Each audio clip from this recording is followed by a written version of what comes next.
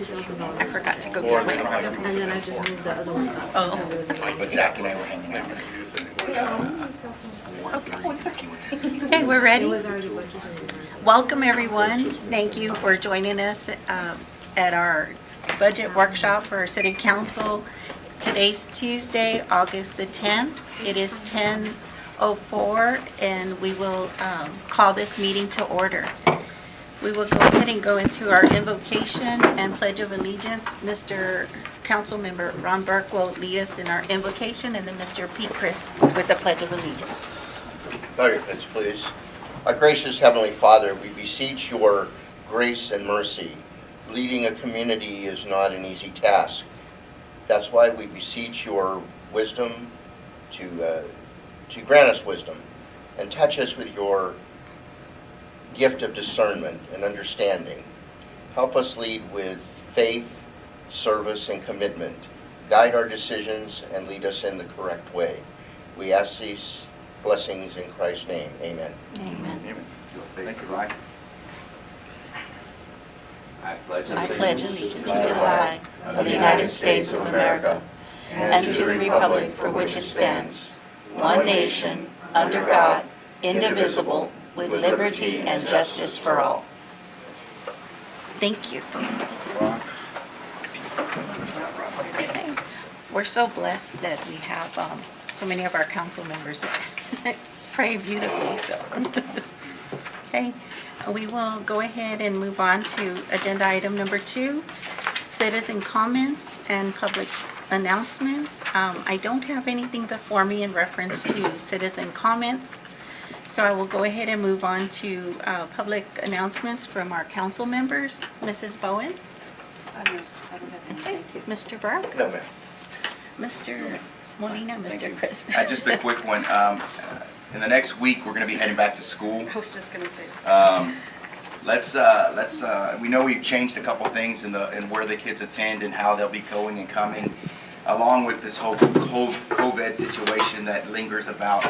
We just ask that, I just ask, and I'm sure council will understand, I mean, just be patient, be understanding with the staff at the schools, with the whoever's out there trying to help direct traffic, because we will be dealing with new situations with the new schools, and our officers will be out there assisting, I'm sure, to try to get us going and making sure that we're lined up not lined up properly, but we're moving along properly with these two bigger school combining situations. But yeah, again, just be patient, be understanding, protect yourself, and remember that our kids need an education, and though it's kind of hard in some situations to say, hey, we're going to send them back, you know, it's very necessary for them to be in an environment where they can learn, be a part of a group with other children, and I think that it's important for them to be there. But then again, we still have to protect ourselves and protect them, so take care of yourselves out there. Yes. Thank you. Mayor, I have one more thing, Yes. if you don't mind. Just a quick reminder that Friday, the county is having their back-to-school school supply drive at the Jim Wells County Fairgrounds. I believe it's from 5 to 8 p.m. And last I heard, the Alice Independent School District received several supplies from SOS that they have with HEB. There's several supplies in backpacks, so they'll be out there as well. So last I heard, they have 18 different vendors out there passing out school supplies. So just get the word out there. We'll be out there Friday. Okay, thank you, ma'am. Thank you. And I also want to mention that, but also along with that, they will also have the vaccine clinic. They're available for anyone that wishes to receive the vaccination. So again, that's on the 13th. Friday. Right. And testing. They're going to have testing out there. And testing, yes. So anyone that wishes to do that, you're welcome to go by there. Also, I would also like to say, just be careful, be safe. The cases are going up.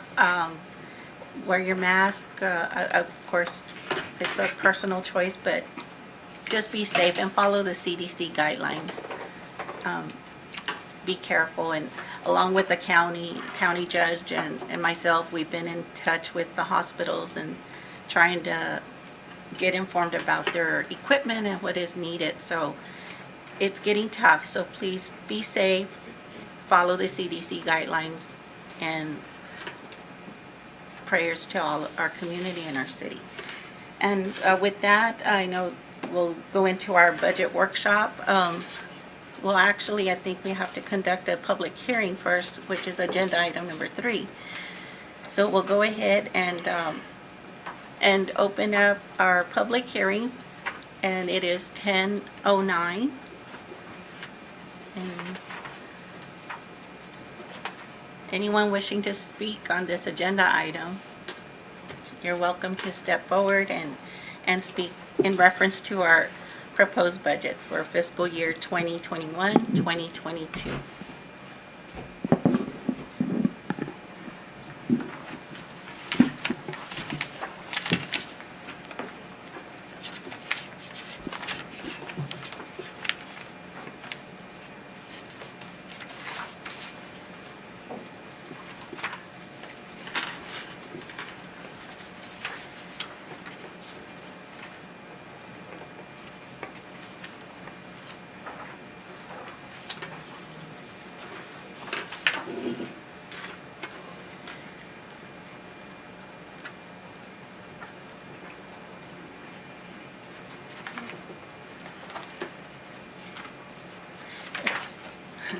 It's always a little quiet and, but again, anyone wishing to speak on this, it is a public hearing and open to public, so.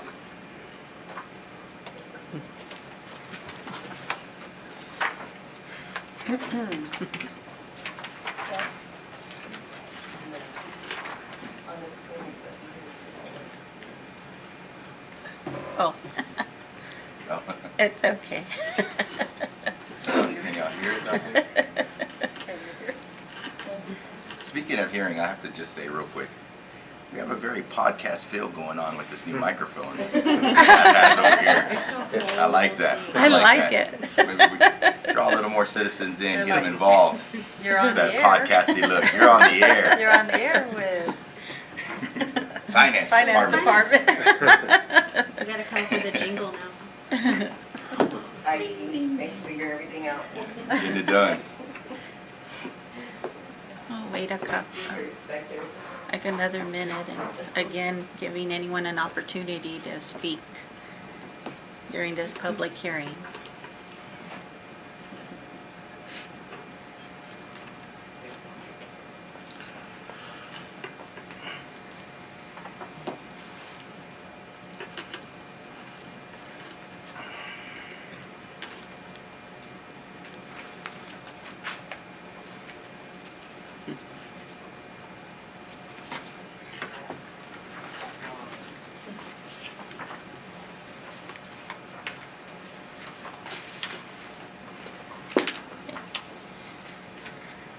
Not seeing anyone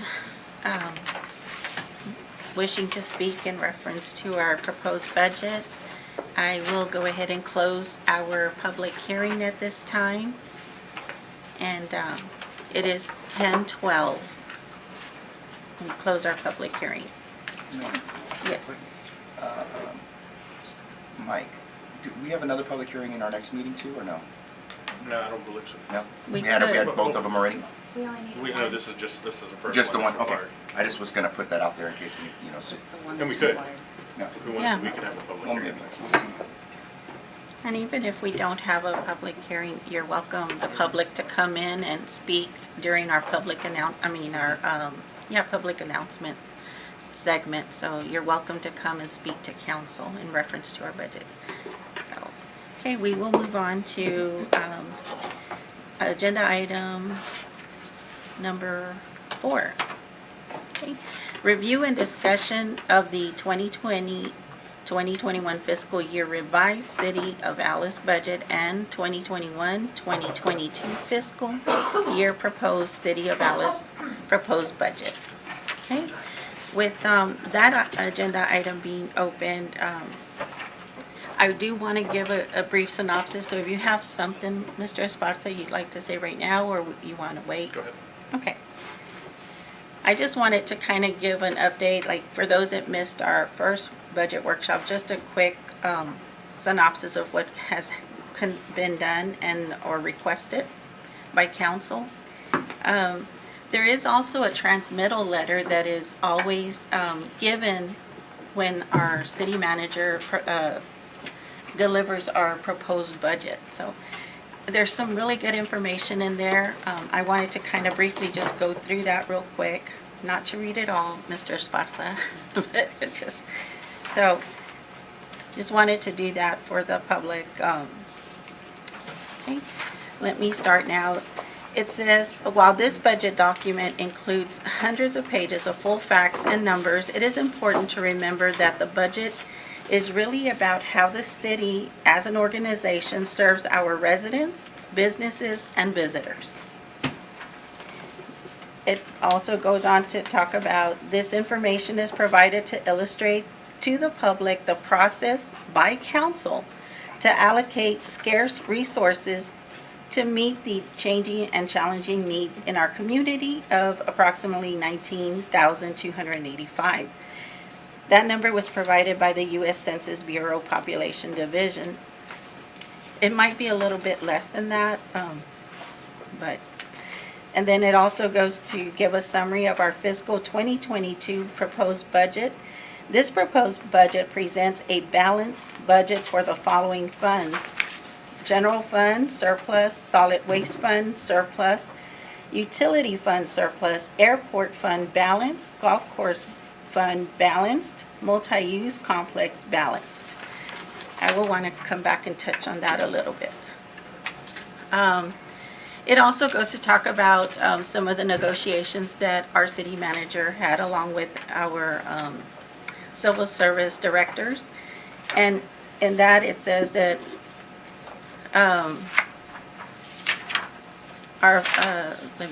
both associations agreed to work with becoming fully staffed departments in order to curb overtime and restructuring new pay scales.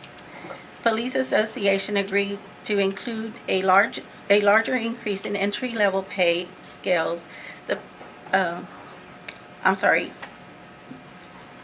Larger increases in entry-level pay, 3% to attract more applicants, and lower increase of 1.5% of current officers. With other changes in the contract, a large percentage of the pay increase are offset with cuts and changes in other areas. The Fire Association agreed to waive certain rights to pay allocation increases, as well as built and accrued increases in change for a 1% base pay increase.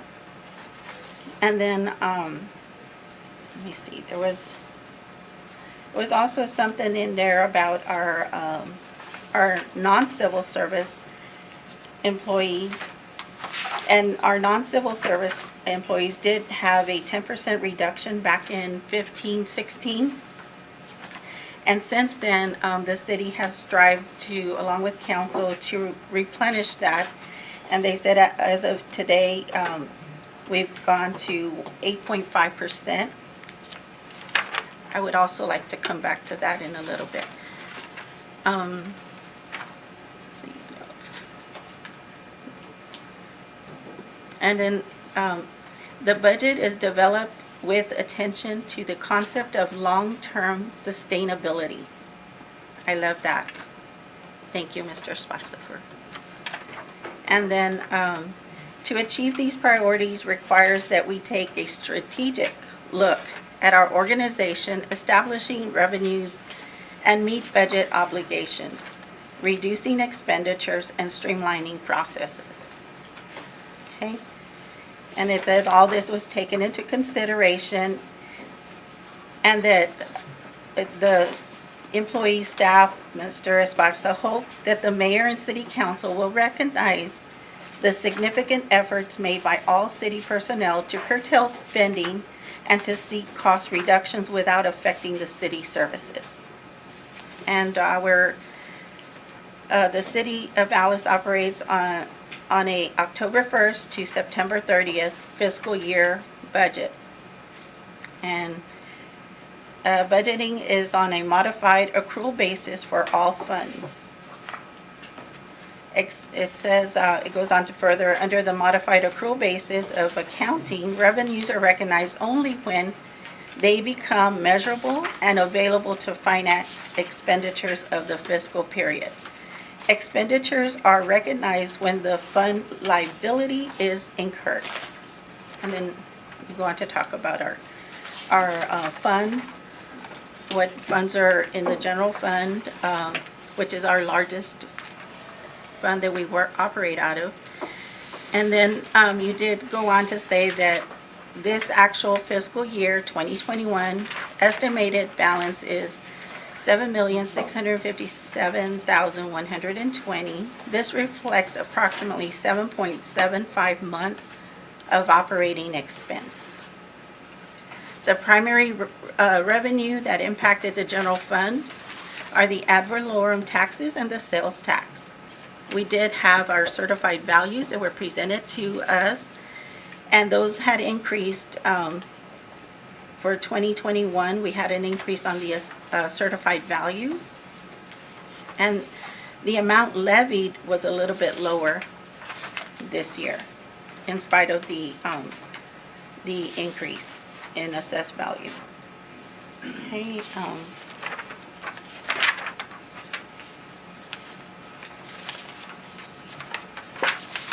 that's just a brief overview of the transmittal letter that Mr. Esparza prepared for us. We also discussed at our previous budget workshop that there was a concern, and we asked to look into our bank fees and the credit card fees, if there's something better we can negotiate or mitigate those costs or those expenses.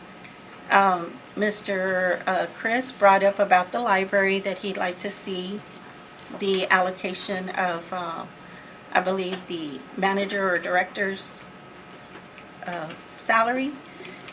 Let's see, Mrs. Bowen mentioned in reference to our groundskeepers and different areas, if they had the equipment needed, she would like to see that also addressed along with council. And then I know Mr. Burke had mentioned possibly considering incorporating security for our water plant. And some of my request along with council is just in reference to our pay scale on the new position being proposed for consideration to be adopted. And the leases, I think, just if we can look into our copier leases and see if we can negotiate. I think Mr. Burke had brought that up, I think, or printers, I can't remember. So those are some of the brief things that we discussed at our last meeting. One thing that I wanted to ask our finance department is if they could give council, we're basing our budget, our proposed budget, on 93% collection of our property taxes. And then we had mentioned sales tax revenue of $440. Do you know what the average, or could you tell council or let us know what we did in 2020 as far as collections on the percentage? Or Mr. Esparza, if you know that offhand? 93 also. The property tax? Yes. I believe we did 91% because of COVID. Okay. We had it lower. Okay. I thought I had seen something also in 19 where it showed that we had done 90% collections. Do you know if we've ever had that low of a collection rate? I don't think so. No? But Okay. I remember we did lower it last year. Right. due to I remember COVID. Mr. Chris asking for that. From 94 to like, I had said 92 and we ended up at 93. Okay. In the past, we've had up to 100% in the old days. I think what we we're would start forecasting, with so we've 100. changed that. I think the highest we got, was around 99, and then we were sitting that at like was- 98, 97s for a while, and then it shot down to 93, I think we've been. 93 is where That's we've a been averaging of comfortable. late. Yeah. Okay. And our sales tax last year, do you know what the average was or what we were, We had budgeted, I believe, $450 a month. and what have we been, what's the trend? It's been kind of up Up and and down. down. Yes. We should be a little bit above that, on average above the 450. That's why Yes. we lowered it. So So- the 440 this year dropped $120,000 off of it. But I Okay. think we had two saving grace months. We had the right after The Christmas month 600. that came in super high, and then we had the, Just recently. we I had attribute it another to the month. stimulus checks, Yes. where we Yes. had another So- big one. Yes. But we had those two, only those 2 months that really saved But I think that's why we brought that number down, right? We're bringing it down to like 440, 40. Yeah, so we Okay. brought it down by, what's that? 10. Yeah. So, Okay. All right, and then I just wanted clarification, Mr. Esparza, on the funds. Again, I did go back, thank you for sharing that information on the audit, those pages, so I was able to kind of understand it a little bit better. But I still just wanted to ask, when we place on here solid waste fund in surplus, but it is negative, where we're showing it in the transmittal, can you all clarify that or explain it a little bit more? Why we're showing a surplus on the transmittal letter, but then when we see the graphs, it's negative? The graphs are the fund balance. Okay. The surplus, we mean that our revenues over our expenses is a surplus. We still That's what have, we meant. we have, okay. and that's specifically for this budgeting year, is what you're referencing in the letter. Okay. Not overall. Okay. That's what I want, I just, in case someone sees this, they'll understand what we're trying to say. Okay. And the other thing that I did want to ask, and along with council, if y'all would support me in this, I just feel like if we could go back, Mr. Esparza, and reevaluate that 1.5% that is still lacking from the 10% for the non-civil service employees.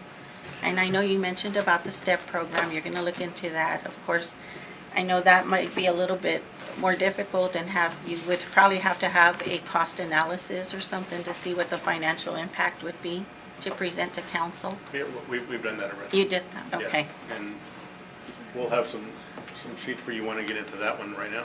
Or we'll wait? Do y'all wanna go through that or you wanna wait till we get, Go ahead. I'm okay with waiting for Okay. when we get to that. Let's see. Okay. And then also just a quick reminder, Mr. Esparza, on how we've gone about just kind of trying to streamline processes. I know that you've been working on this quite some time. Just to help our contractors and different people in streamlining. I know you have mentioned it. And just to update the people on how that's impacting and how we're welcoming new businesses and trying to streamline those processes. Do you have? Well, I mean, we're doing lots of things on the streamlining. So on the procurement side, we're, instead of all the departments doing separate things, we're trying to centralize that, and we have done that to have one department with the help of each, or one person with the help of each departments on any procurement we do. And it actually helps us because, we're not doing, 5 different processes. And so that's something that we started, and we started that with Gabriel as far as our internal auditor and centralized procurement, and it's been working pretty well. So a lot of things get run up to administration, and that's part of administration, so it's overseen that way. But another thing that we do, I mean, every department, we're running through, issues daily. And a lot of it just processes on how we do things and what we do. And so anytime we have a problem, we fix a problem, but we also see what is. Mr. Esparza, Mr. Chris, did you want to make a comment? No, Okay. he was asking me a question. Okay. Go ahead. So- Same thing. Okay, Yeah, so- thank you. So what we do is we figure out, why did this problem become a problem? And so we try to fix the processes, and we do that. Codes and inspections, we're doing it on tracking the weedy lots and the liens.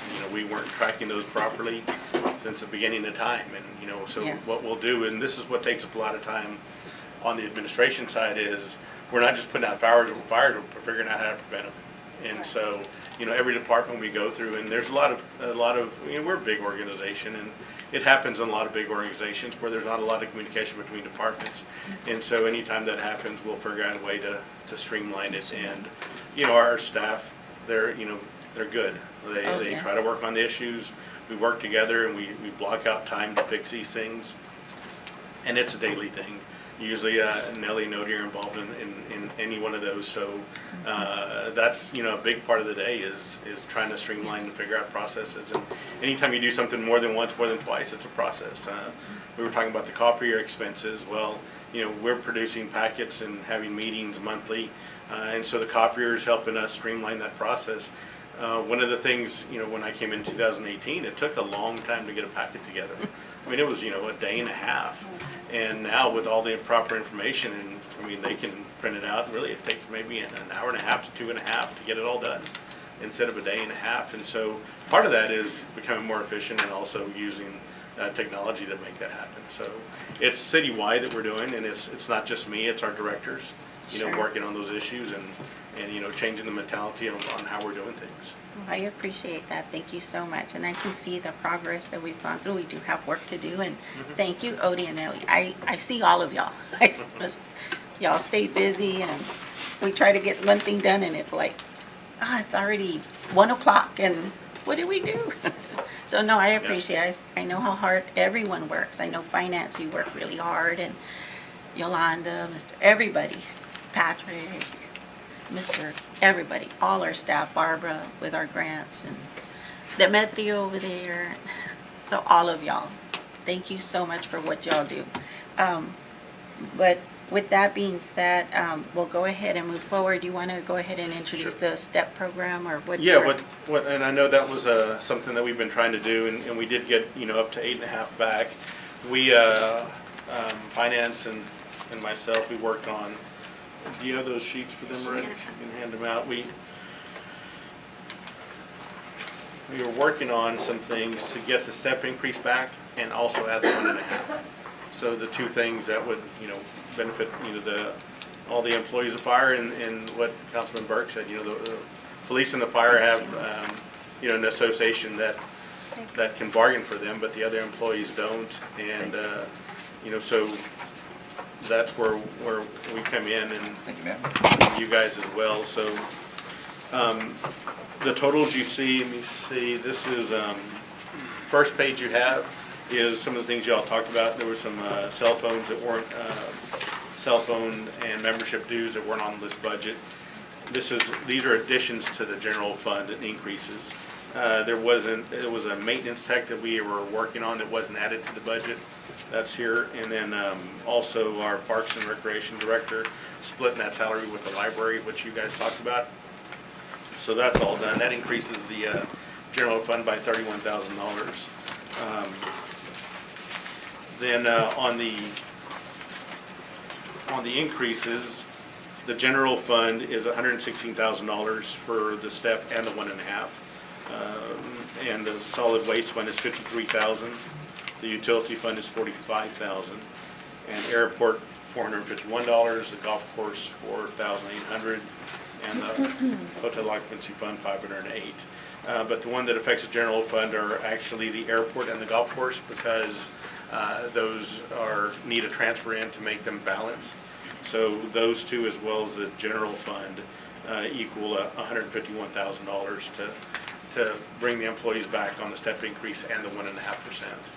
Now, what we're doing on the savings and the street supplies that we have in our budget, that a lot of that is, you know, we're going to add that to the capital expenditures and still leave something in there for the pothole repairs and things like that. But as we're repairing a street like we're doing right now on Hub, we're using these supplies. So a lot of capital expenditures get placed into the operating budget. They should be on the capital expenditure side. So removing that and putting on the capital expenditures, curbing some more on the fire overtime and the police overtime, which, you know, we were, you know, we're pretty conservative on that, and so we're tightening more on their overtime, and including the municipal court has a security fund which can pay for the bailiff instead of the police department paying that, and so that's, you know, $6,000, but that total equals 151,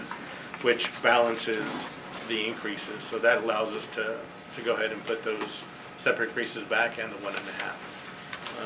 And I know that's what you guys were interested in getting done, so we were able to do it.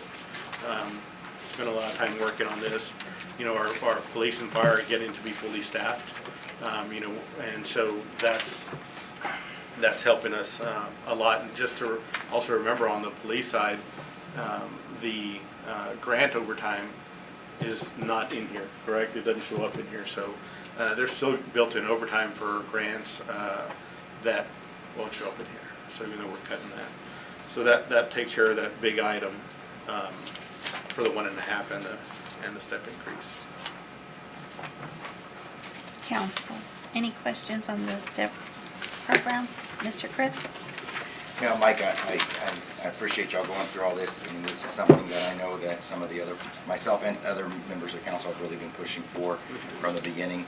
I know that, was it 6 years ago now, when the vote came down on this, it wasn't the easiest thing for council at the time to vote on, but then again, the previous year had like a $4 million deficit because it got hit really hard. That was the same time they had to vote on tax increases just to get to a balanced budget. So there was a lot going on then. And staff that's still here today from that time frame, we want to thank y'all for sticking it out.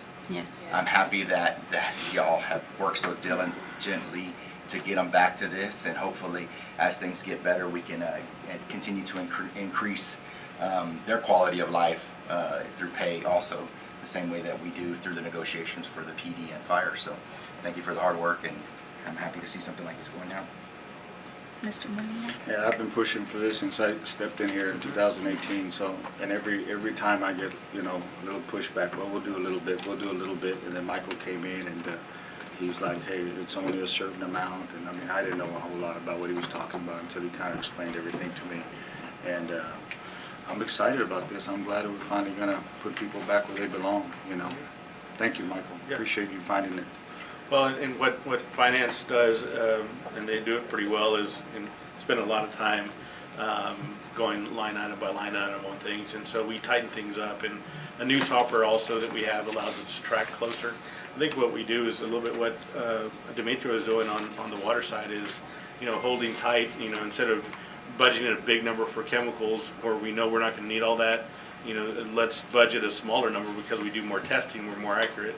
I think that's where we're watching expenses a lot, and the new software allows us to do it. So it helps when we tighten up on line item by line item, and really finance does spend months doing that, and it's a lot of work. So Yeah, it's really easy yeah, for us to come up here and say, hey, figure it out or do this, but I mean, you guys got so many moving parts, and then everything has to line out, so thank you, appreciate that. Mr. Burke? Yes, thank you. We ask a lot of these employees, and they work sometimes under intolerable conditions, weather, heat, freezing weather, and they've made sacrifices with their families. And, so I add my appreciation. Mrs. Bowen? I agree with you, Mr. Burke. Our employees, they're what keeps our city going. You know, staff and not just council making the decisions up here, but your time and effort in getting what we hope that you can get done for us. So thank you so much, Mr. Esparza and staff. I also appreciate seeing this and making our employees whole. And thank you so much, and thank you for everyone, and thank you for our employees for sticking with us and sticking it out. It was a challenge, and I'm glad to see this incorporated. So thank y'all. And real quick, and when we talk about the employees, and I'm sure I speak for all of council, is that we're not just talking about thank you to the ones that are in here.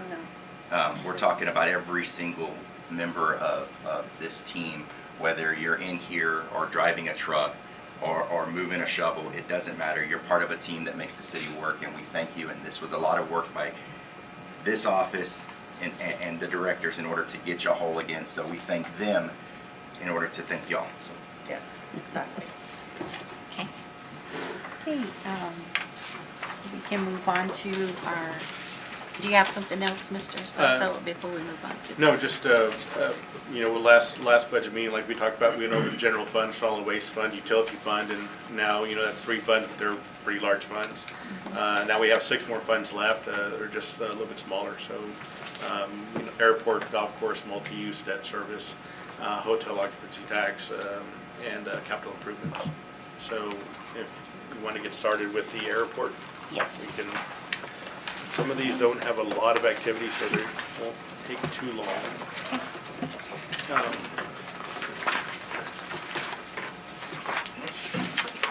The airport fund begins on page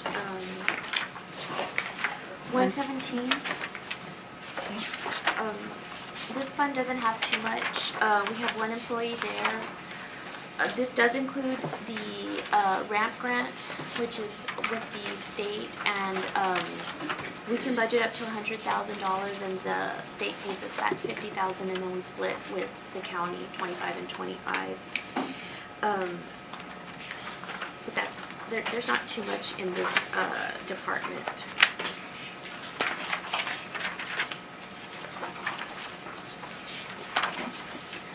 Mr. Chris, any questions on this fund? Yes, just a quick question. Do we have projects going on this year that relate to that almost $30,000, a little over $30,000 increase in the airport just as a whole? It's jumped up. It seems like it's gone up to 78 versus 47 before. We have a project coming up. The current ramp grant, which is $100,000, whole fund, like Vanessa said, $50,000 in state grant funds, $25,000 in match from the county, and $25,000 from the city. As of late July, we've only expended a little over $6,000 for routine things like bulbs, stormwater pollution permit, wind socks, Yes. flags, something for the front gate, a keypad. And we've been working on using the remaining funds to improve aprons for an existing hangar and proposed T hangars. And we're still in the process of working on those. Yesterday, we did go to the Commissioner's Court and presented the proposed 2022 grant asking for the same amount, $50,000, and matching it locally to the 50, and they approved that. We'll bring that to you next week, and that grant will continue with the hangar and apron improvement projects. Okay. Thank you. That's good. I think that's it for me. Thank you. Thank you, Mr. And we are looking at trying to get some money to build some T-hangers and a box hanger for the mechanic that's out there. So there's a mechanic that stays real busy there now. Our airport's an interesting airport. We need to have 10 base aircraft to be eligible for grants. And it seemed like in the old days, maybe years ago, the numbers that were thrown around when we talked to TechStot were like 20 base aircraft, 22, 18. I don't know, that seems like a pretty big number. Right now, we're what we can consider base aircraft at our airport. We're now at the 10, actually 11, but there's one that may get kicked off. We have to enter these things into a system, and you have to enter tail numbers. And so we've been at the 6 and the 5 and the 7, and so been working with some people out there to find out if we can get some more people to move their aircraft out there. One of the things that we don't have is we don't have T-hangers. It was one that we had a long time ago, and it got demolished. It was past its useful life. And so we need some T-hangers to be able to house people with planes. I've had phone calls, and the answer is, do you have any T-hangers? And no, we don't. So they may go somewhere else. But there's 2 people that live within 10 minutes from us outside the city limits, and they're looking for T hangers. I have another person that is lives on the island, is looking for a T hanger further away from the island, far enough so during a hurricane or something the plane can get stored. And so there is a need for T hangers here. We don't need 20, but we could use 3 right now. And so that's what we're working on. We're also working on trying to get a mechanic's hanger up so we can negotiate a lease with the mechanic that's there. And one of our goals is really just to get the base aircraft up to a good number, a cushion number. I'd like to have 12 or 13. And sometimes also on there, for example, we have one aircraft that's been here that's in our system, but it shows up in another airport where the airplane was purchased from. It's been here for 4 years, so we have it and they have it. We put in the notes that it is here and it's been here for the last 3 or 4 years. And so all those things are things we're working on the airport side. But on the ramp grant, because we know we need to get some of these hangars, we want to go and use the rest of this ramp grant for paving. And so we can build an apron where we know the hangar is going to go. That's something that well qualifies under the ramp grant. But also we're trying to negotiate at least one of the hangars that we took back. The apron was not made for a plane; it's made for helicopters. You can't turn a plane around to there, so we'll extend that apron a little bit out. But the FAA changes guidelines periodically, and so where we have to build, we have a building line that has changed from the last 20 years. And so some of the space on the north side of the airport where we would like to build a hangar, we have to go through some processes, FAA. We're going to have a meeting with them and to see whether we're going to affect any of their connectivity on their connections and some of the equipment they use to communicate with aircraft. So that's going to happen, but we're probably looking at commencing on the south side with our airport layout plan on where we're going to put some of these hangars up. So all that this fiscal year we'll be working on. But it's the airports, we have 2 good runways, and it's a really nice airport, and we have traffic on the touch and goes with the Coast Guard and the Navy. And so it's kind of a gem that is sometimes forgotten, and it does take up quite a bit of time between a lot of us in administration and of course Barbara, but we want to keep that airport alive and keep it in the condition it's in. So a lot of work gets put into that. Well, I thank you because you stepped up to do that. You've been working like our manager, airport manager, Right. and working with Miss Barbara and correcting a lot of items and trying to find funding, and so I appreciate that.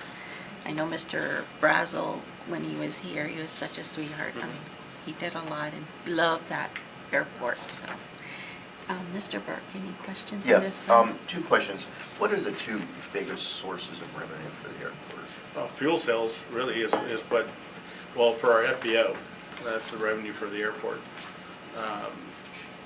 Then the miscellaneous charges they charge when somebody leases that or rents, for the day or something, the hangar that they lease from us, or any other kind of small fees that they charge, but mainly fuel sales. So you're anticipating like a 30,000 this year in proposed revenue? Something? Yes, but where are we getting that from? Let me see. Because when we collect a fuel surcharge, so yes.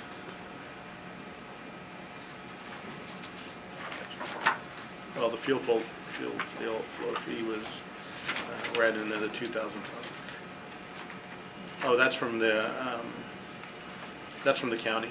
On page 120, yeah. The Yeah. grant revenue is about 50,000 because we that's usually budget all right. for Yeah, 100,000. and that's my next question. This airport fund summary, apparently then there's intermingling of city-county money with this? Okay.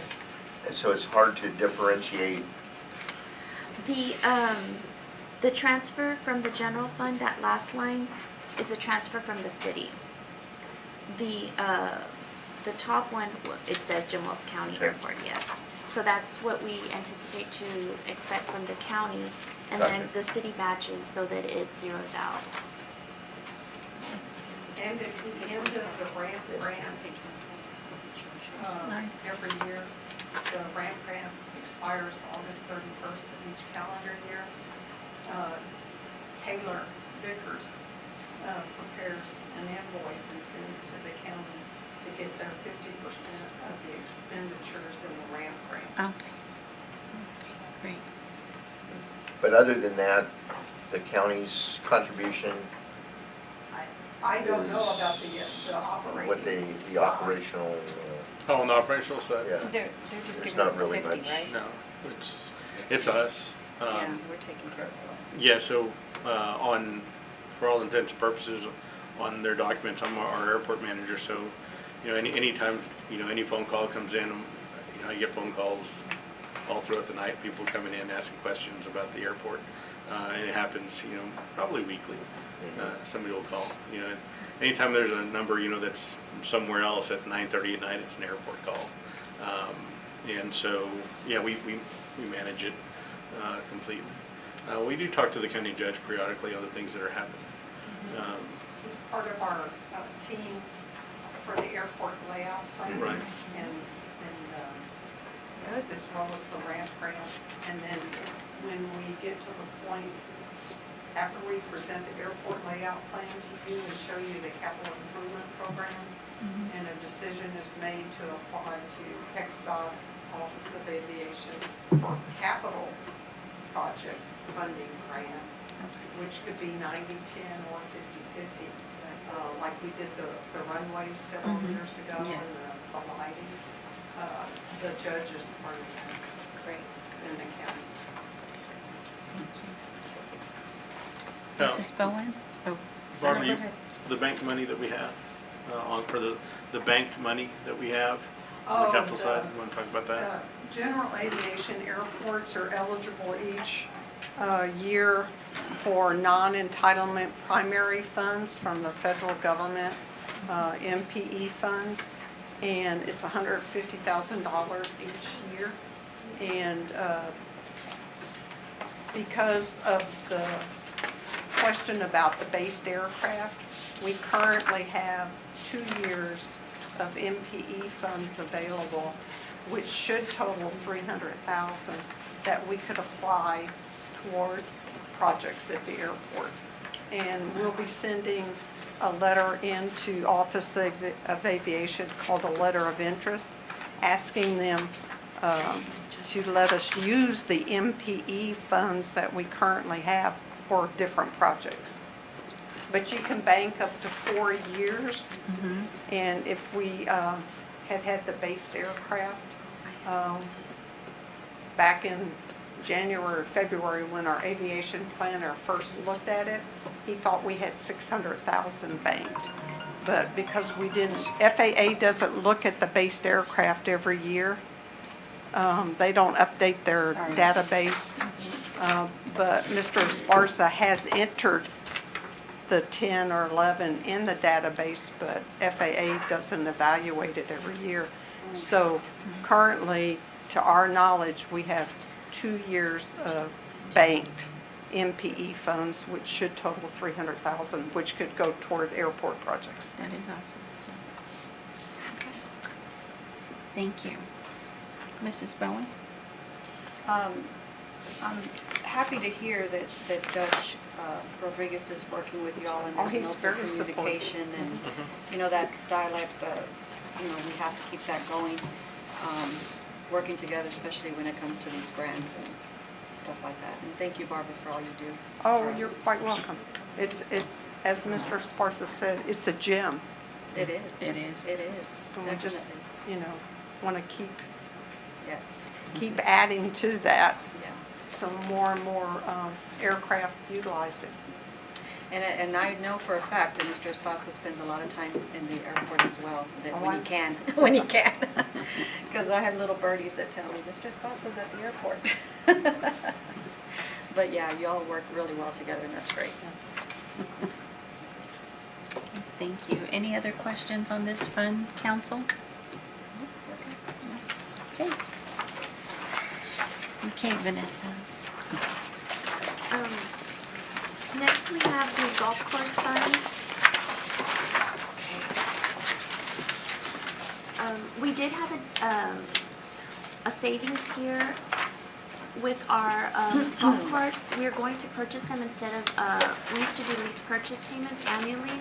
Oh, no, I'm sorry. We're purchasing the golf carts and making lease purchase payments annually instead of rental. We used to rent them every month. So with this change, we'll be saving the city about a little less than $10,000 for the year. So, and our charges for services, which are the revenues coming in, they did go up a little bit, so we were able to lower the transfer in from the general fund. So that was one change. Council, any questions on this front? Mr. Chris? No, ma'am. Mr. Molina? Okay. Mr. Burke? No, Mrs. Bowen? No, thank you. Okay. Okay, thank you. The next fund we have is the multi-use complex. This fund, we did budget the same way with the anticipation of the YMCA running it, and then we budgeted the annual insurance payment, the transfer out for the debt service fund, and the $76,000 towards the YMCA to offset any loss they may have. Okay. Council, any questions on this fund? Mrs. Bowen? Not right now, thank you. Okay, we'll come back to you. Mr. Burke? no, right. Okay. Mr. Molina? Just want to thank Michael for the agreement. Appreciate it. That's all. Mr. Chris? No, I just, you know, there's a couple of numbers on here, if anybody sees them, that shoot this number up. So if you look at our actual budget, you see this, that the multi-use expenses are almost $200,000, and we have an agreement. And I'm only saying this really not for council, but for anybody that may watch this at home, because obviously our staff knows what's going on here. But, you know, we do spend upwards of $200,000 a year on something that we don't necessarily even operate anymore. We have an agreement with the YMCA, but the half of it is legitimate debt that we've incurred over the years. And it's debt that in a few years is actually going to hit us a lot harder. So having this agreement in place right now in order to try to sustain this asset has been very important. Yes, in the past, we have worked on trying to fix this. We have closed it. We have worked contracts. We have tried to work with different entities in order to make it work. And I think that we're coming to a place where we can hopefully have this thing work and have it work properly. This is a big asset. It is a diamond in the rough over here. It's something that we have a beautiful facility, but we need somebody to run it properly. And hopefully the YMCA, once we get out of this COVID situation, will be able to work with the city for many, many more years to come. But like I said, we carry debt on this thing that pushes us, you know, just expenses alone to almost $200,000 before we're really doing anything. And that's only a portion of paying this debt service. The general fund picks up the rest of it like it does for a lot of other things. But, you know, I want to really want to thank Michael and staff. You know, Roland's no longer here, but Roland did a lot of work in getting this thing going too. You know, the YMCA project is big, and it's just an understanding to the citizens that though we still own the asset, the YMCA is running it. So we need to work with the YMCA in order to make this facility work. And I say we is not city staff. I'm talking we as a community working with the YMCA in order to make this thing successful, so we can just continue to have that agreement. But like I said, we're spending $76,000 in operating costs, where in the past we've spent hundreds of thousands of dollars. So this is a very good agreement for the city. So thank you again, Michael, for pushing that so hard in order to make sure it happened. Okay. Any other questions? No. Mr. Esparza, when is that contract? Is it up for renewal? Yeah, sure. Or We started negotiating a little bit on it, so they're looking at another, either they want some options on a 1 year, a 2 year, or 3 year. So we're working on that as we speak. Okay. Nice. Okay.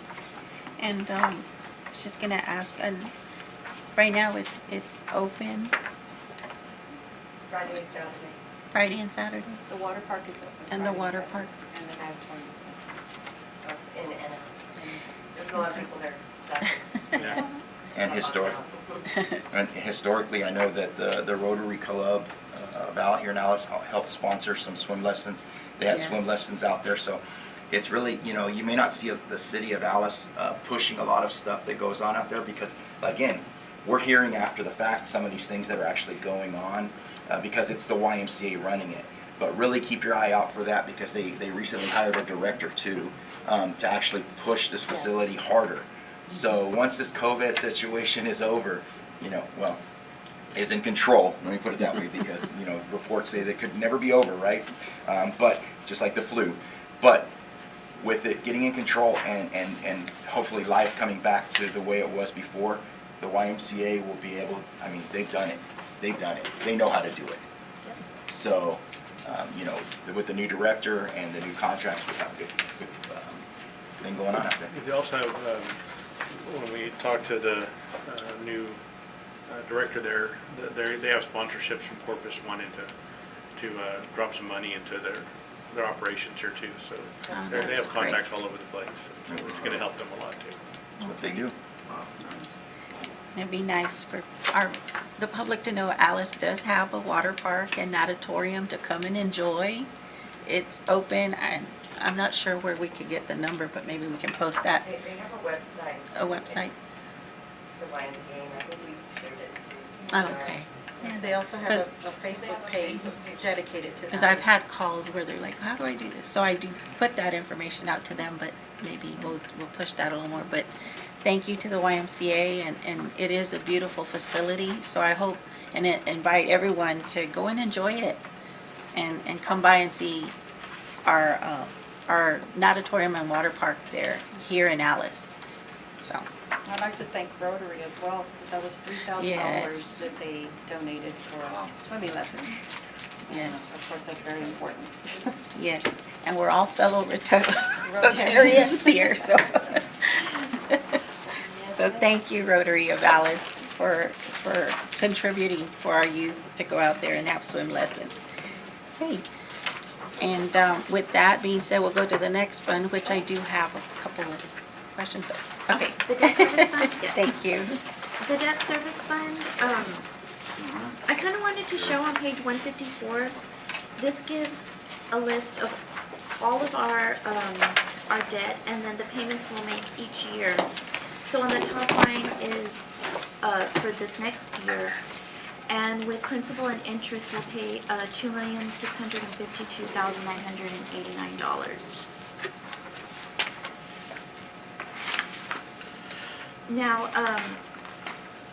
the revenue that we get to pay this comes from the property taxes, and then we do have some transfers from some of the enterprise funds to kind of cover some of their debt. So between the solid waste, utility, and the multi-use complex fund, we transfer in about $1 million, we'll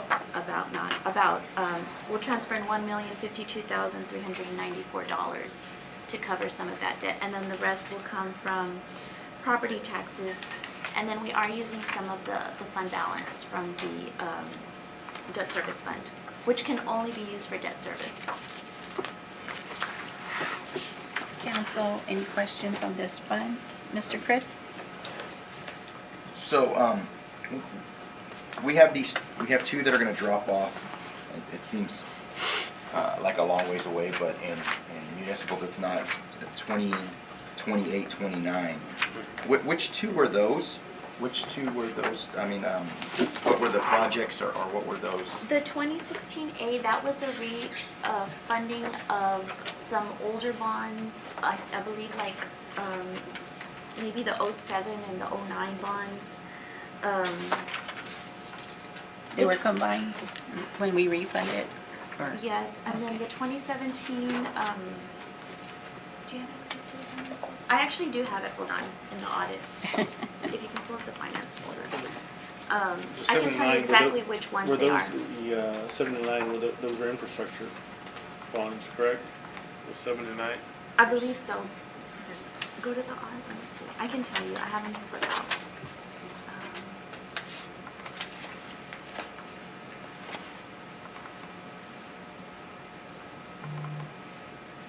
As she's looking at that, what you may be looking at also, Councilman Crespo, in 27, 28, if you look at that 2000, right, kind of under where it says combined, the 2016B, general obligation refunding bonds.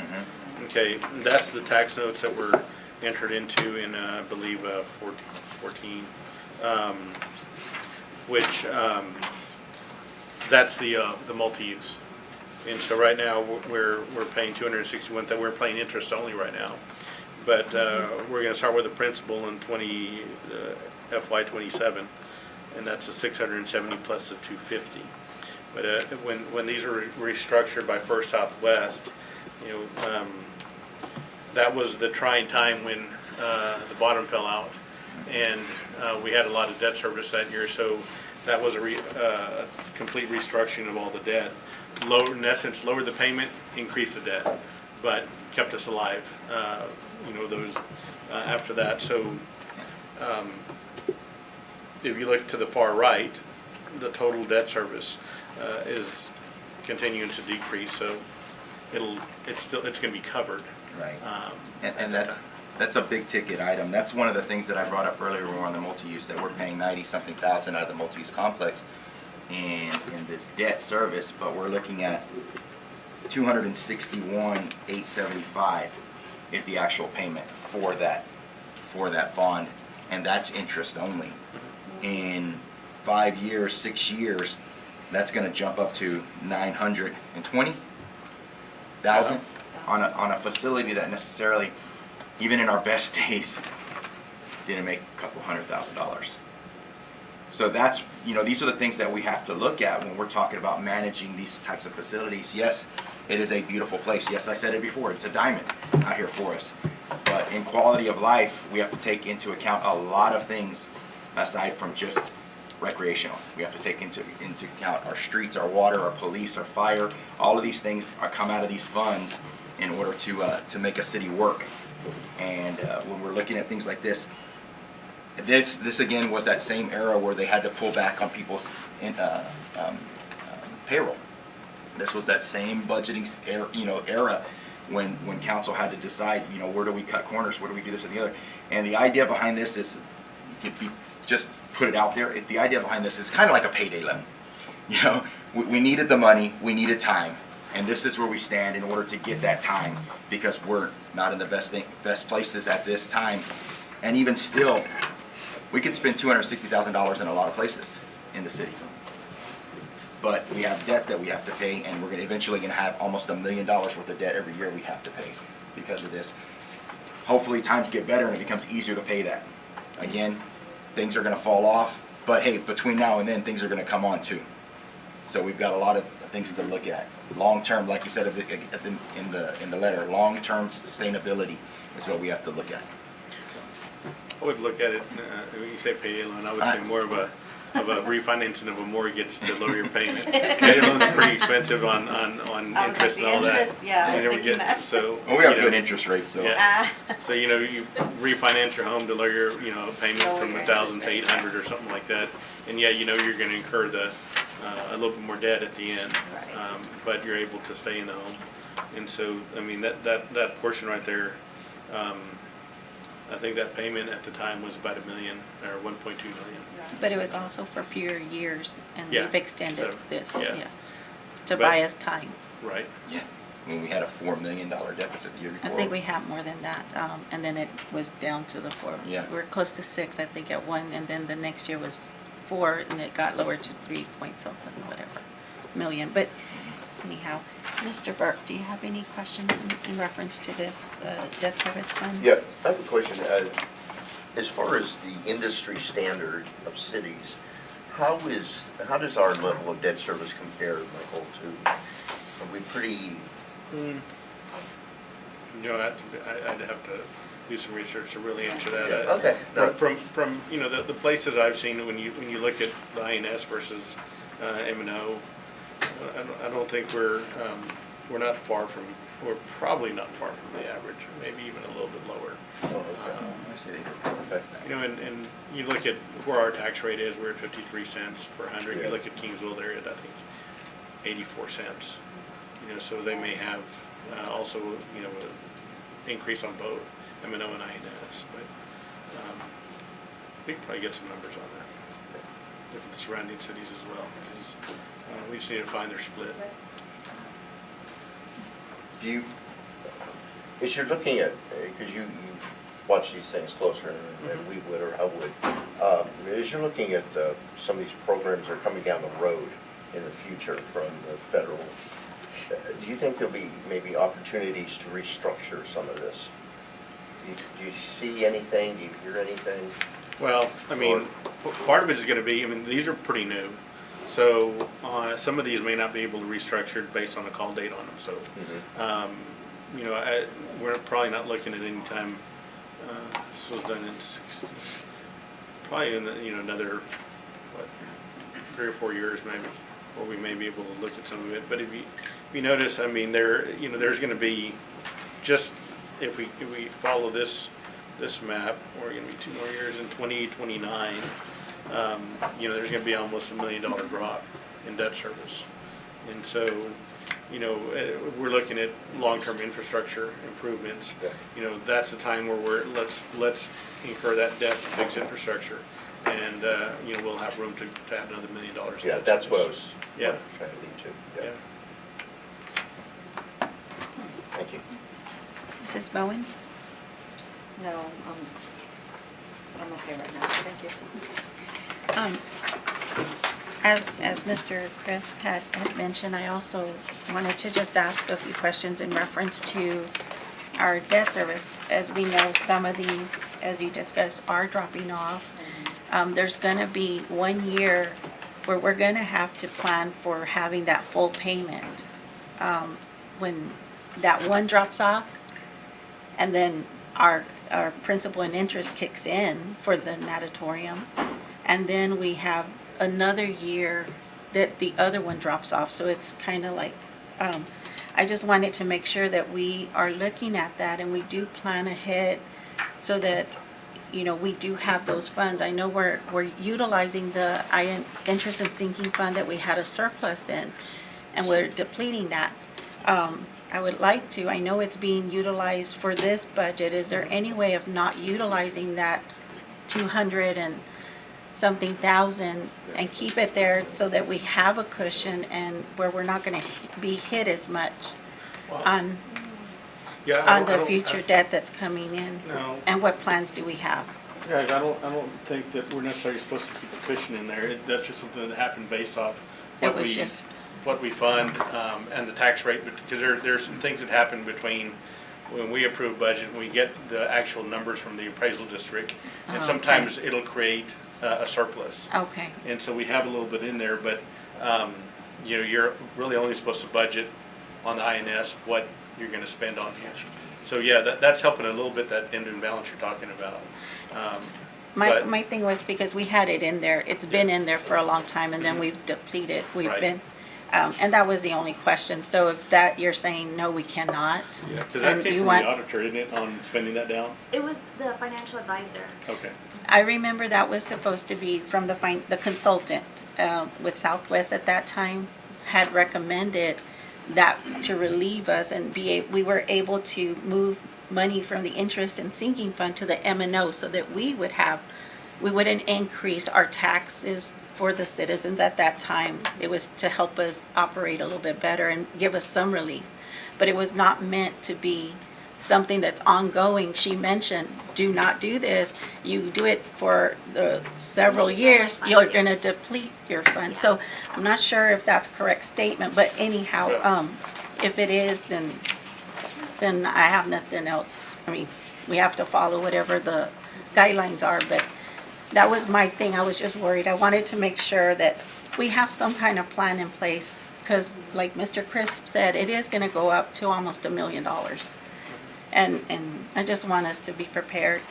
And just because those two are dropping off, we're still not going to see the relief because one is dropping off, but we still have they're not both dropping off, those two other loans, to give us the relief. We still have to come up 1 year with $1 million payment.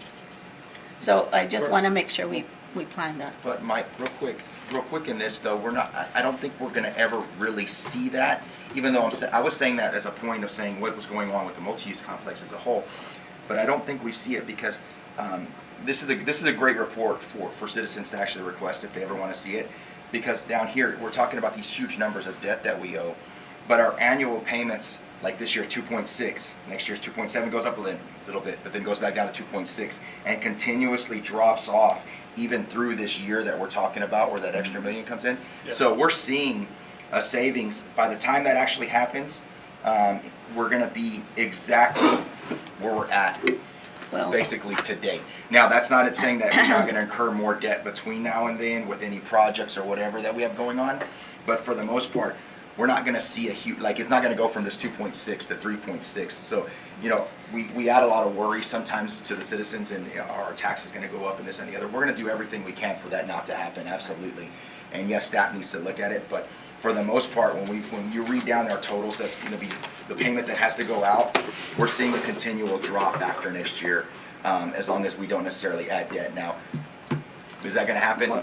Probably not. We have a lot of projects in the works that have to be done, so, you know, in order to get the city going. So I don't see that, but I Well, hope you're right, but and I it's on just want to make. page 154. Yeah, but I'm just saying on that one, like on 28, 29, and again, I'm not trying to scare anyone. Yeah, yeah. No, but That's not my tactic. No. What I understand that. would like is for us to plan ahead and just be, that's all. It's all in the interest of our citizens, and as council, our response, I mean, that's all. No arguments, no contradictions, just plain simple. 2028 and 2029, we see one dropping off, and then we see one dropping off in 2027 But- 29 to 30. So this debt comes to play in 27 and 28. But if you go up 2 years, Mayor, you'll see that the 2017 general obligations drop off by 700,000. And that On- one, before it drops off completely, Which it one? lowers by 700,000.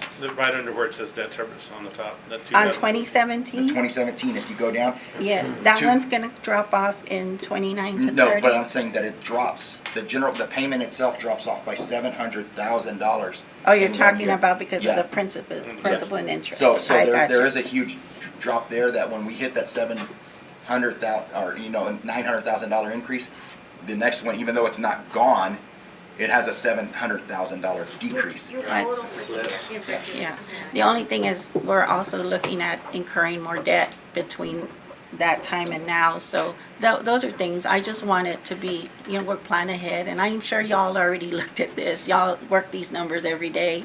I just want to make sure that we are proactive on that, in that front, so.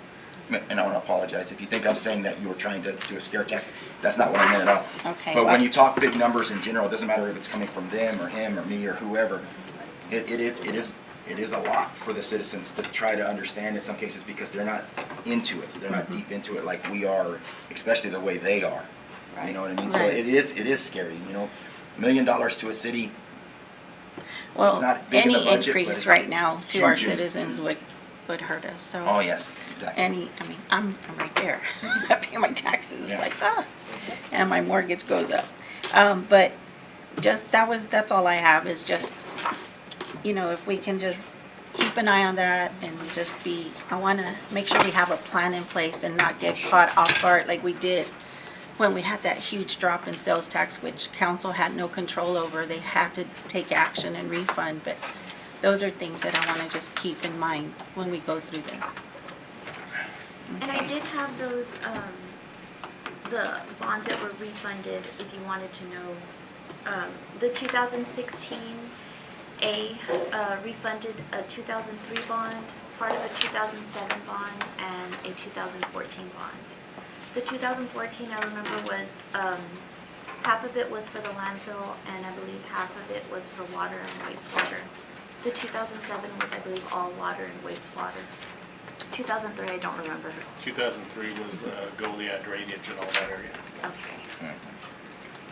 The 2017 bond was a 2009 bond, and then some more of the 2007 bond. 2009, I believe, was also a water, wastewater. Thank you, Vanessa. Okay.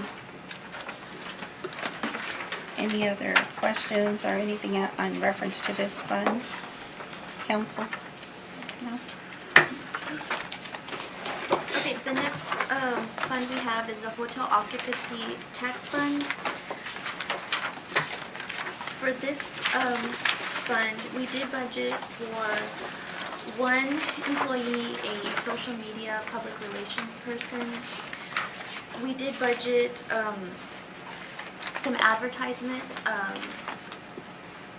about 30, well, we budgeted 33,750, and then we did budget for one city-sponsored, like promotion of the arts event.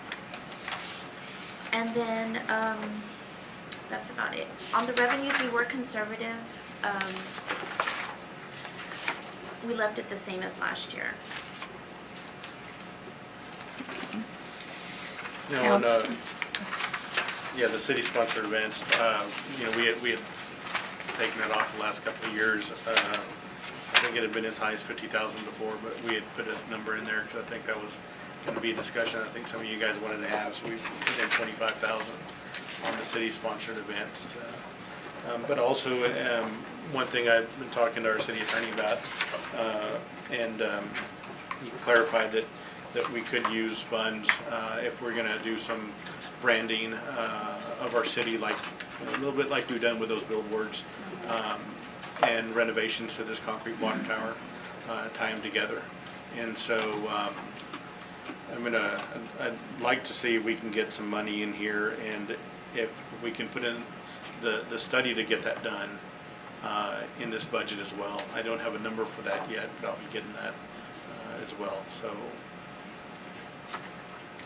we'll be coming back to you guys with something. Okay. Mr. Chris? No, I'd like to see it. I don't know how, I just don't know where it falls in the 9. So, you know, love to hear what the state comptroller and Mr. Lemon have to say, because finding it in the 9 is the thing, you know. Right. And it's a hard sell, because, you know, we've kind of looked into it before, but let some people dig deeper, find it where we can find it. If we have to cross brand the way, I mean, we can do that way. So yeah. But no, I appreciate you putting in the 25,000 for events. We in the past had a problem, not a problem. I felt like the system that we put in place, was it 2017 or so, was flawed, and we need to work on a better system. So I think that this year we might have to do it a little bit more ad hoc, and I will be bringing back to council, and hopefully you'll be interested in reviewing a grant process that would actually work towards the future budgeting year. And then that way the people would know they're getting the money or not in advance. But we can talk about that when I bring it to council, because that'll be an issue of its own as far as ordinance resolution. So, but thank you for getting that back in there, and I hope that council understands that we want to start seeing people back out there again. So. Thank you. Mr. Molina? Yeah, I'm happy to see that number there, that y'all were able to kind of fit it in, and I've been approached by a lot of folks talking about, you know, when we're gonna, you know, go back to the old way of helping people out. And I know COVID kind of just sat everything down, but you know, it's something to consider again, I think. As far as Mr. Crisp's ideas about you know, kind of our own in-house grant process to see, you know, what organizations get what. You know, it's you know, you might have, you know, some that throw a big festival and then they get the same amount, and you get others that have a smaller gathering, and you know, it's like there's got to be a way to gauge it, you know, grade it, score it somehow where it's fair, where you know, everybody kind of it meets the cause versus, you know, just one big number for everybody. But I would entertain that, you know, maybe even as early as you know, this budget season, you know, to start.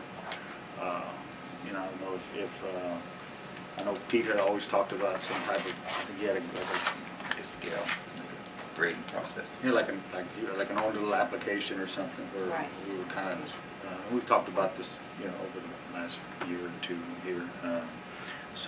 Yeah, I'm welcome to entertaining that so we can start opening the doors for folks that want to go out there. Mr. Burke?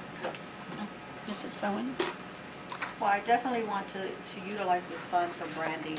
It's very important that we advertise our city, in a positive feed and help these hotels bring in some more business. Tourism is what this fund's for marketing for them. So I'm looking forward to what ideas you come forward with, Mr. Esparza.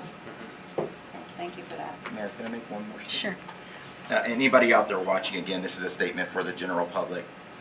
The monies that we're talking about spending here, the 25,000, the 50,000, the whatever for the water tower, I just want to put out there and remind people that these hot funds, these CVB funding, is not tax dollars. Right. Is not sales tax dollars, is not property tax dollars that are supposed to be used to run the city. This is a special income that comes to the city through people staying in the hotels and is designated to try to get people back into those hotels. Right. So when we talk about spending this money, it doesn't affect your property tax, it doesn't affect your sales tax and what we can do for the city with those dollars. This is just extra money that we can do extra stuff for the citizens of Alice. So I just wanted to put that out there because I know we're talking about trying to get people back their pay and trying to figure out how to fund this and fund that. And then we will talk about funding events. Not the same dollars, can only be used for things like this. So I just want to put that out there so that anybody who's watching this on Facebook or YouTube or wherever you see this understands that this money is only designated for projects like this. So that's it, Mayor. Thank you. Thank you.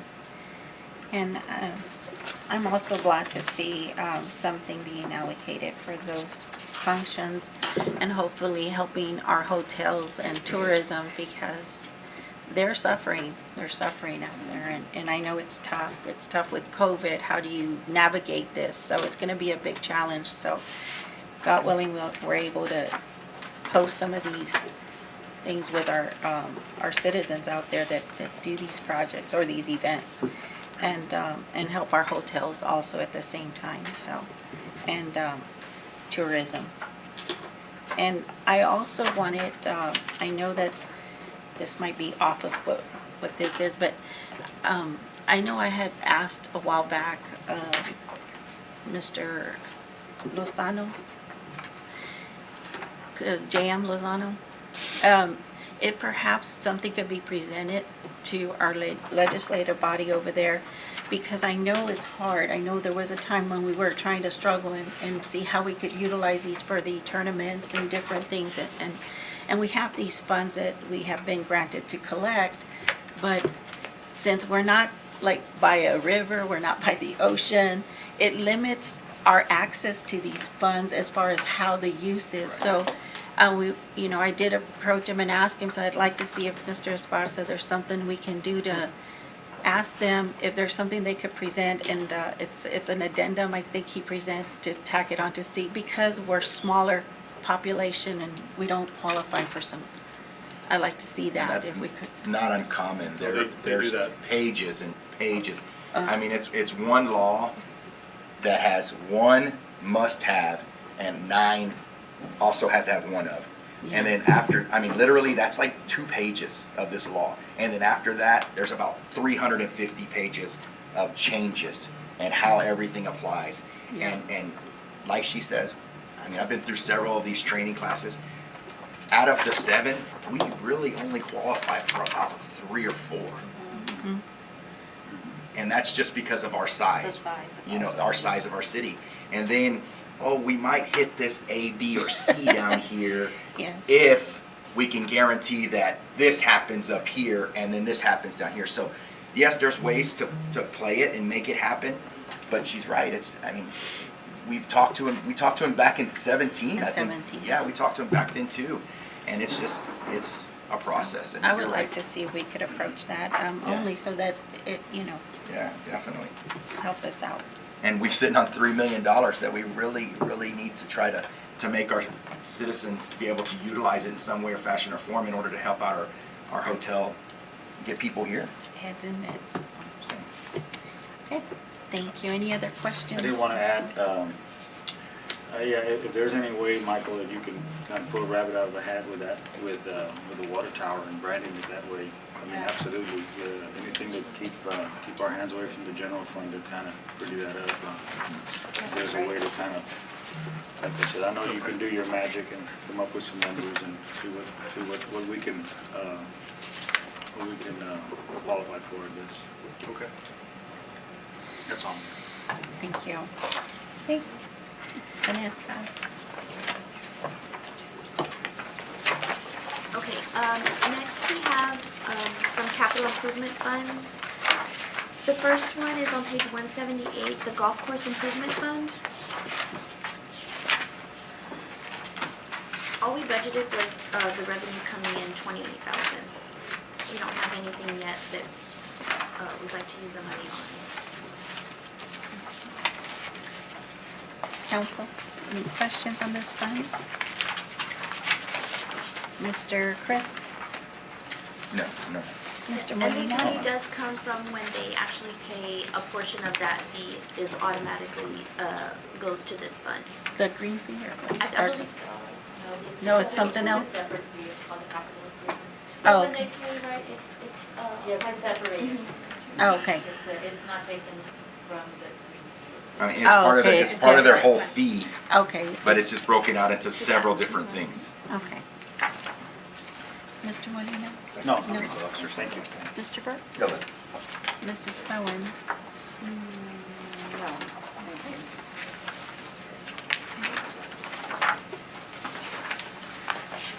The next fund we have is a street improvement fund.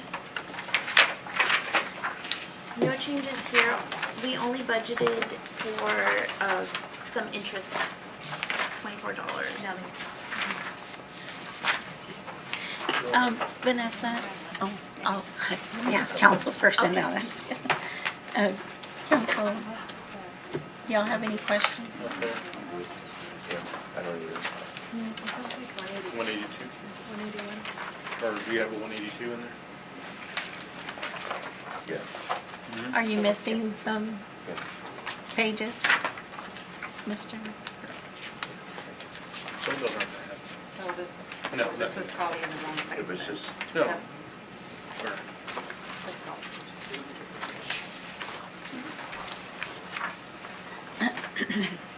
Sorry, guys.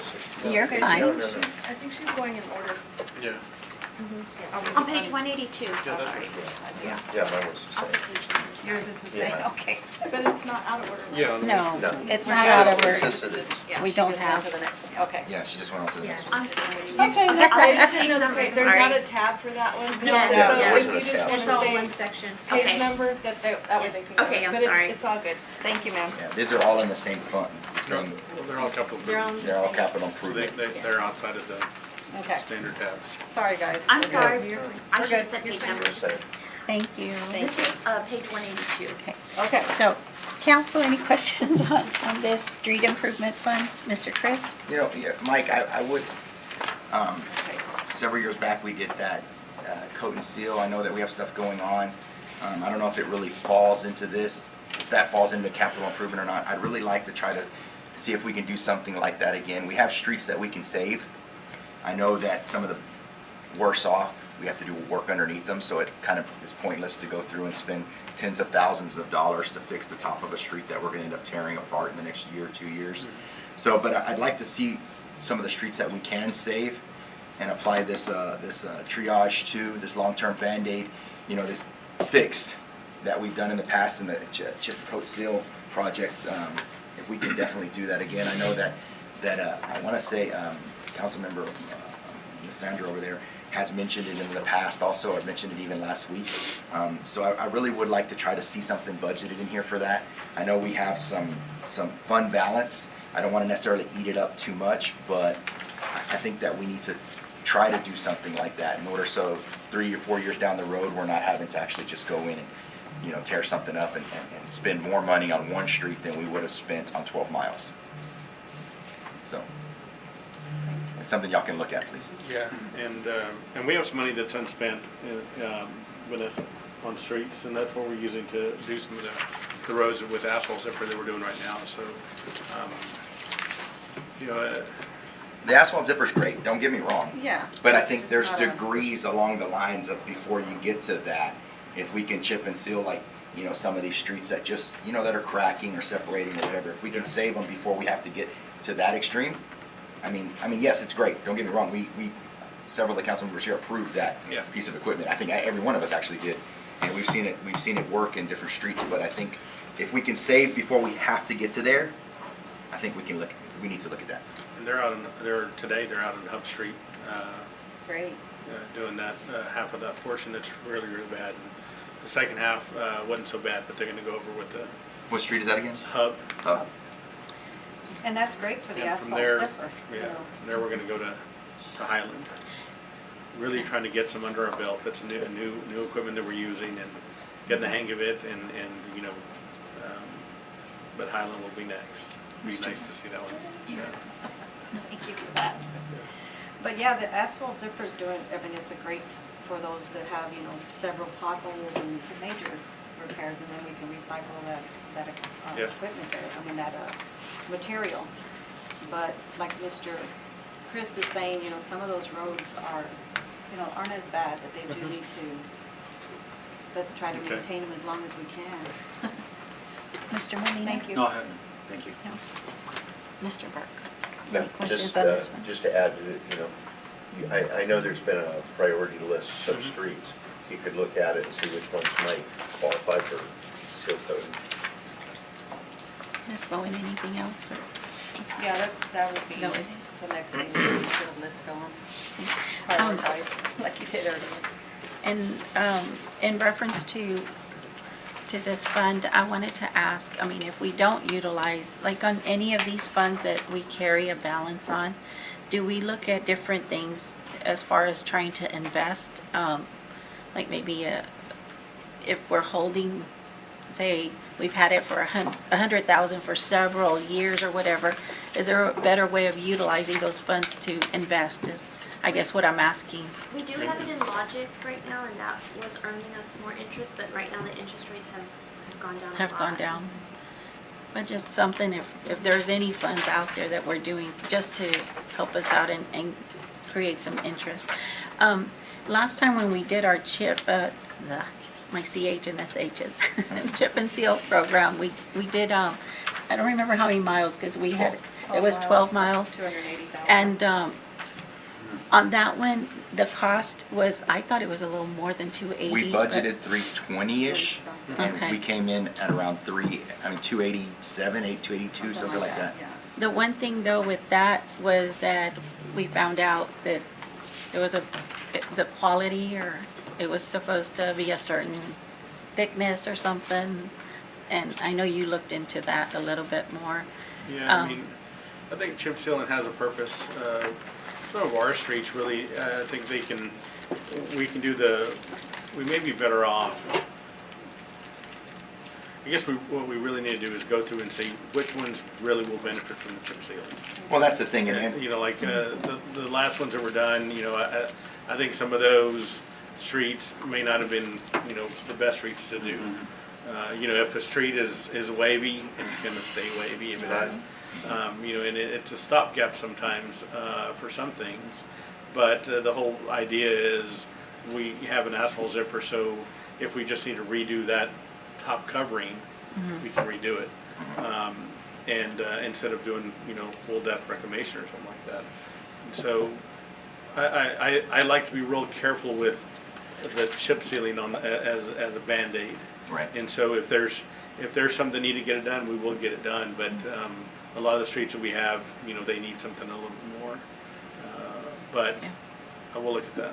And again, for the general public, it's chip seal, and then they tear away several inches is when it's the ripper, and then it's tearing away foot or so is when it's a full. So there's you know, several different processes for that. Different types of. And, you know, I just say, hey, look into it between you and the the directors. Y'all figure out what needs to be done. Yeah. But I'd like it to be looked into. There was a citizen that did call recently and was concerned about that street that's, and I can't remember that street, right there where Dr. Elizondo's office, that little small strip. She said it was really bad, and then with school starting up, there was gonna be a lot of traffic. She wanted to know if we could look at that also. Okay, south of the railroad track. Yes. Right there. Michael, what's the difference in price as far as like per mile or whatever for asphalt zipper versus chip and seal? Well, I mean, You don't know what it is? so I don't have those, I can get them. No, I'm just, Yeah. you don't know ballpark, like it's 10 times as much? No, and Joe's out working on, Joe Simon can give you that, but he's out working on Hub. He asked, hey, I need to finish this stuff. They're laying some fine. polymer, so he couldn't be here. He loves to work. Yeah. How much of that asphalt zipper does it take off the Oh, I mean, surface? I believe it can go up to like 12 inches.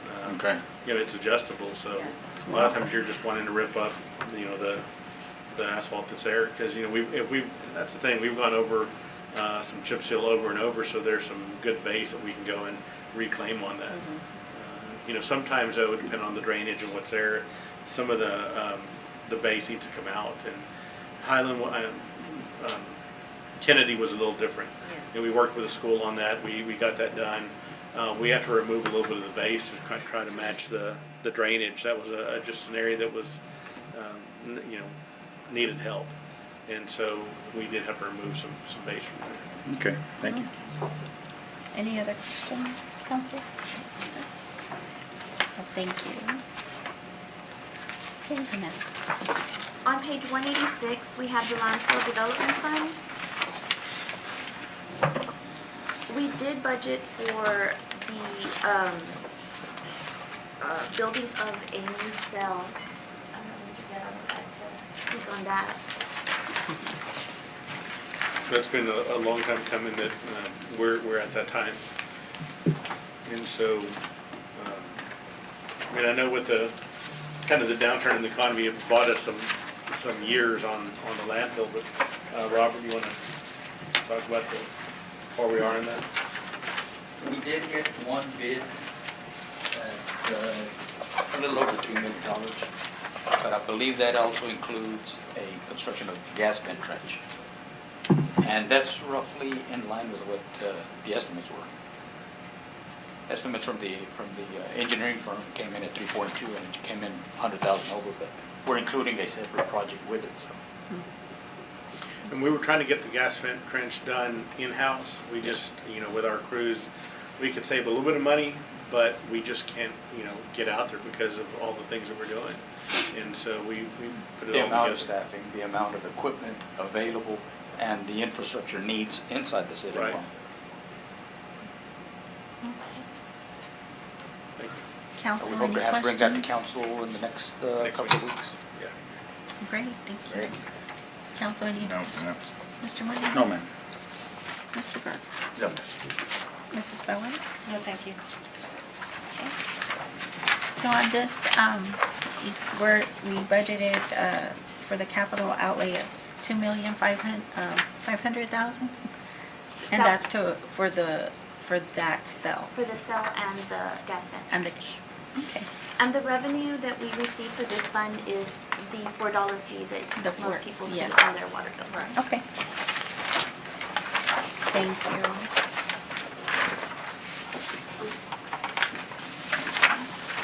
So, no other questions, council, on this? Mr. Burke? No. Mrs. Bowen? No, thank you. Mr. Molina? No, ma'am. Mr. Chris? No, ma'am. Okay. Okay, the last fund we have is on page 190, the landfill post-closure fund. This fund, the only activity we have in there is the transfer from the solid waste fund to this fund.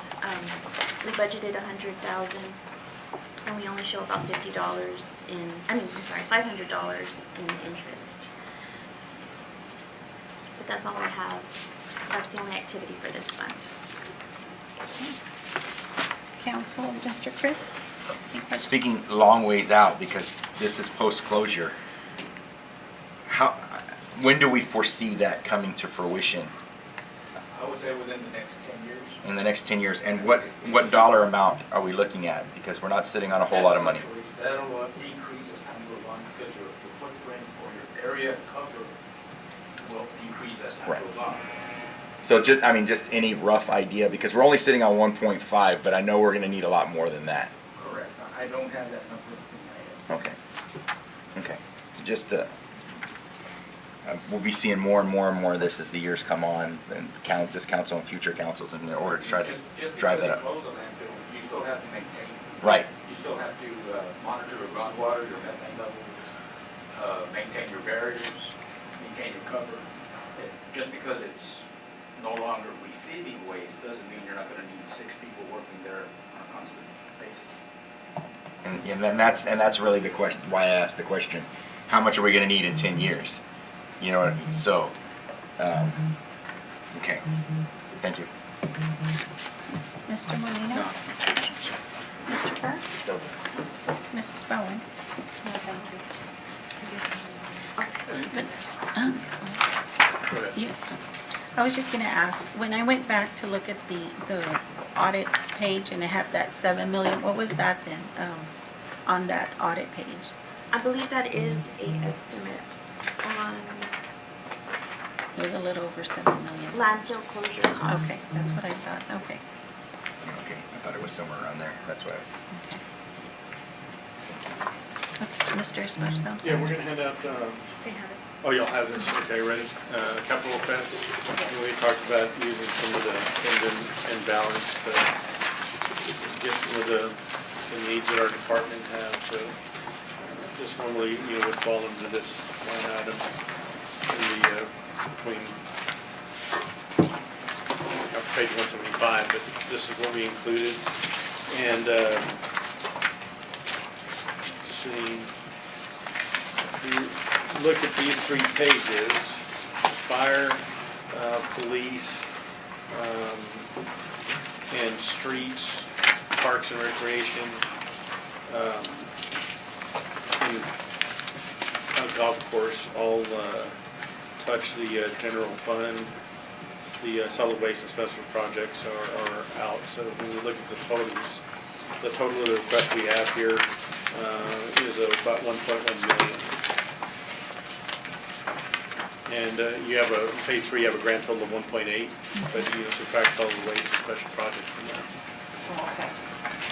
And so these are the requests that we're trying to get approval from you guys on the capital improvements.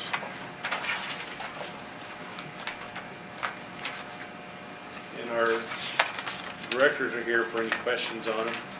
A big chunk is going to the fire, and some more is going to police.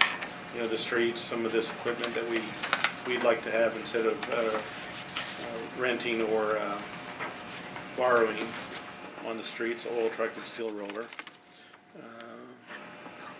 The Parks and Recreation, of course, we were talking about some of the things that we do need, mowers and the bat wing, which is, I call it a boom, for the drainage ditches and things like that.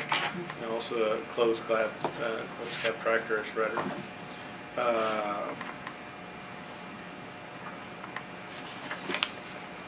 Solid waste, that 2021 Peterbilt that they're asking for is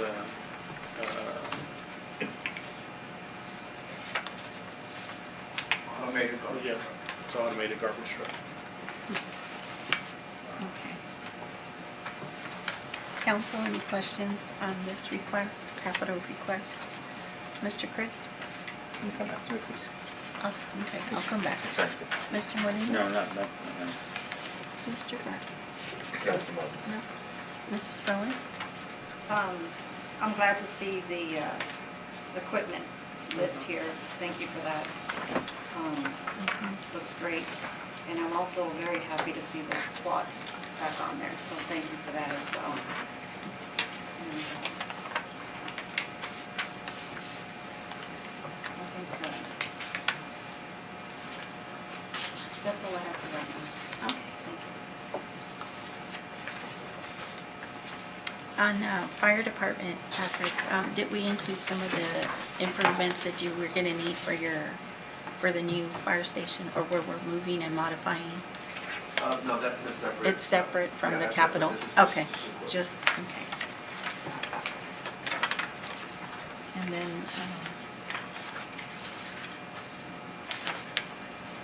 I'm glad to see that shredder in here with, need it. Okay. Anything else, council? Mr. Chris, we'll go back to you. Under PD support, it talks about the upgrading radios, but it has a $0 amount. I know that we're working, if I'm not mistaken, with like the sheriff department and a couple other grants and stuff like that. Is there gonna be in-house capital improvement, or is this something you're putting in there saying, hey, we just don't know where we're gonna end up? I put, oh, go ahead. No, I was just gonna say, I didn't have, I didn't wanna forget it, but I didn't have an amount yet, so that's why it's there, sorry, without an amount, I forgot to follow up. We do have a criminal justice grant pending state review, and we should know about that in September, because the start date is October, and it's for some new radios. Oh, good. And the COG committee that reviews those grants recommended half of our request for funding. State usually follows that request, that recommendation. And most of the projects the COG received under that category, that committee recommended half funding so we could fund most, if not all, of the projects. Okay.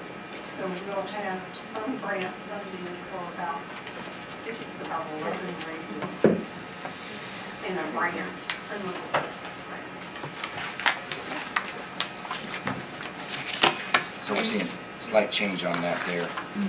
And then under your streets, we're talking about $500,000, but all of this stuff is gonna work alongside the zipper that we currently have, like you said, no longer renting or borrowing in order to make this happen, and therefore we'll actually have a savings and an improvement on the streets Yeah. in-house. Okay. Very good. I think that's it for now. Good. All personnels. Thank you all for putting this together for us.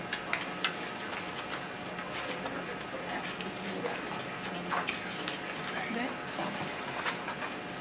Anything else? Okay. Do you have Incorporate anything? all these things into changes, and we're gonna print a new book with the changes that are on here. We didn't wanna do changes, without presenting them to you first this way before we print a new book. Anything on the statistics or anything? Any updates or anything?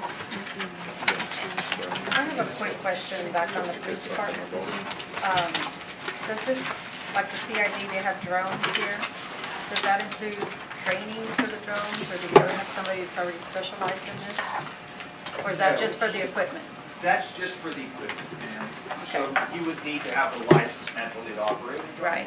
So we'd have to get that pricing. I know right now in-house, we do have a licensed pilot. Okay. He's one of my contractors, but he is a licensed pilot, but I could get those numbers and maybe we could include them or not. I can look at it, if I can get it out of forfeiture, I'll get it out of forfeiture, that way it's not costing the city those Great. additional numbers. That would be great. Thank you. Just wanted to double check. Thank you, sir. Thank you for that. I'm sure we got some gamers in the department that'll be able to get it done.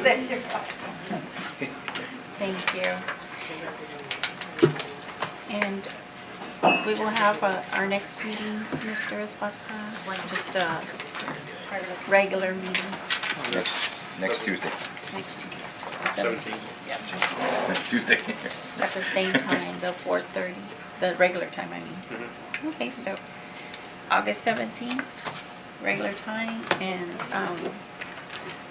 that's it for right now. So council, anything else? If not, I'll take a motion to adjourn. Motion to adjourn. Second. I do something. Okay, meeting adjourned. It is 11:52.